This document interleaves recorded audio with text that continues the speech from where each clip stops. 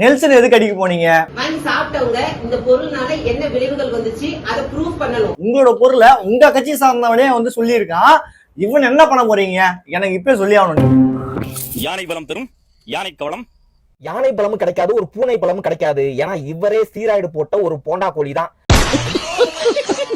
மாறா என்ன நடக்கும் தெரியுமா? உங்க கிட்னி ஃபெயிலியர் ஆயிரும், லிவர் ஃபெயிலியர் ஆயிரும், ஹார்ட் ஃபெயிலியர் ஆயிரும். பொண்ணுங்க மாசமா இருக்கீங்க அப்படின்னா அபாசன் ஆயிடும். சொல்ல போனா உயிரே போயிடும். சரியா? இவர் சீமானுடைய தம்பின்னு சொல்லிட்டு நான் வன்மத்துல சொல்லல.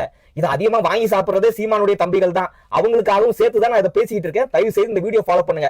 ஒரு 2 வாரத்துக்கு முன்னாடி ஒரு காலேஜ் படிக்கிற பொண்ணு எவனோ யூடியூப் சேனல்ல சொன்னான்னு சொல்லிட்டு வெங்காரம்னு ஒரு வாங்கி சாப்பிட்டு அநியாயமா இறந்து போயிடுச்சு.